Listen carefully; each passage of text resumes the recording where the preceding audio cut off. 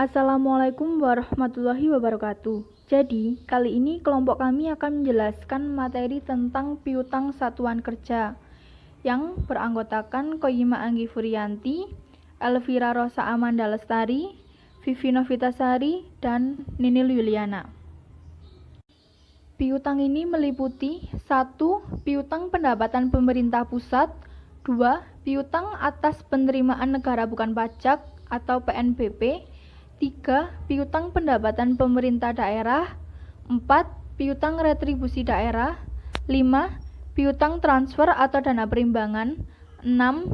Piutang pengungkapan dan pengukuran piutang. Apa sih piutang pendapatan itu? Piutang pendapatan adalah piutang yang timbul atas pendapatan pajak sebagaimana yang diatur oleh Undang-Undang Perpajakan, yang belum dilunasi sampai akhir periode laporan keuangan. Yang terbagi menjadi 2. 1. Pajak dalam negeri.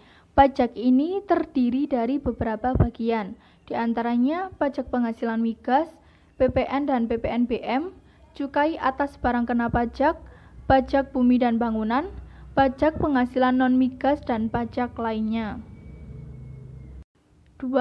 Pajak perdagangan internasional. Pajak ini terdiri dari 2 bagian, yaitu bea masuk dan pajak ekspor.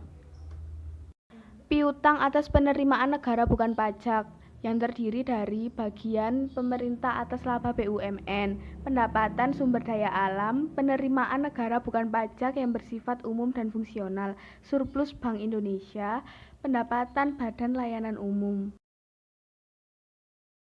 Piutang pendapatan pemerintah daerah terbagi menjadi 2. Yang pertama, piutang pajak daerah tingkat 1 provinsi, yaitu 1. Pajak pengambilan dan pemanfaatan air bawah dan air permukaan, 2. Pajak kendaraan bermotor dan pajak kendaraan di atas ARI, 3. Pajak bahan bakar kendaraan bermotor, 4. Bea balik nama kendaraan bermotor. Yang kedua, pajak kabupaten dan kota, yaitu pajak bumi dan bangunan, pajak penerangan jalan, pajak hotel, pajak hiburan, pajak reklame, dan pajak restoran. Piutang retribusi daerah. Pungutan daerah ini sebagai pembayaran atas jasa atau pemberian izin tertentu yang khusus disediakan atau diberikan oleh pemerintah daerah untuk kepentingan orang pribadi atau badan. Jenis-jenis retribusi daerah yang terbagi menjadi 3. Yang pertama, piutang hasil pengelolaan kekayaan yang dipisahkan.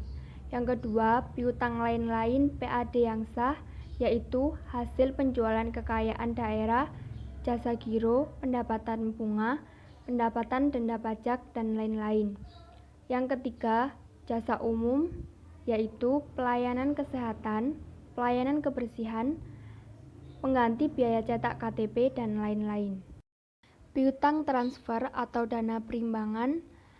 Dana perimbangan merupakan sumber pendapatan negara yang diperoleh berdasarkan pengalokasian dari anggaran pendapatan dan belanja negara atau APBN untuk mendukung pelaksanaan fungsi dan kewenangan pemerintah daerah. Kelompok dana perimbangan yang terdiri dari pendapatan dari pajak, dana alokasi umum, dan dana alokasi khusus. Akuntansi pengakuan piutang pemerintah. Piutang ini diakui pada saat 1. Diterbitkannya dokumen yang sah berupa surat ketetapan. Yang kedua, diterbitkannya surat penagihan. Yang ketiga, belum dilunasi sampai akhir periode akuntansi. Transaksi yang menimbulkan hak untuk menagih antara lain pemungutan, peringatan, transfer, dan tuntutan kerugian. Akuntansi pengukuran piutang pemerintah. 1. Piutang diukur sebesar nilai yang belum dilunasi sampai akhir periode akuntansi. 2. Piutang pemberian pinjaman diukur sejumlah yang dikeluarkan dari kas daerah dengan memperhitungkan bunga, denda, dan biaya pinjaman lainnya. 3. Piutang dari penjualan diukur sesuai perjanjian penjualan. 4. Piutang yang timbul karena kemitraan diukur berdasarkan ketentuan yang disyaratkan dalam perjanjian kemitraan. 5. Piutang yang timbul dari pemberian fasilitas dihitung sebesar fasilitas yang sudah diberikan dikurangi dengan uang muka. 6. Piutang transfer dihitung sebesar nilai yang belum diterima. 7. Piutang ganti rugi diukur sebesar nilai yang akan ditagih berdasarkan surat ketentuan penyelesaian yang telah ditetapkan. Penyajian dalam neraca catatan atas laporan keuangan, yaitu 1. Akun piutang pemerintah dalam neraca masuk ke dalam kelompok aset lancar. 2. Akun piutang pemerintah daerah dalam catatan atas laporan keuangan sebagai berikut. A. Kebijakan akuntansi yang digunakan dalam pengukuran piutang. B. Penjelasan lebih lanjut piutang, khususnya yang rekat piutang pemerintah. C. Kebijakan dalam menentukan penyisian piutang yang diperkirakan tidak dapat ditagih pada setiap akhir periode. Adapun contoh kasusnya adalah sebagai berikut. Pada 5 Januari ditetapkan piutang PBB pedesaan dan perkotaan sebesar 1.120 juta. Jurnal LO yang dibuat piutang PBB pedesaan dan perkotaan pada pendapatan PBB pedesaan dan perkotaan LO sebesar 1.120 juta. Sedangkan jurnal LRA-nya tidak di jurnal. Sekian penjelasan dari kelompok kami, semoga bermanfaat. See you next video dan wassalamualaikum warahmatullahi wabarakatuh.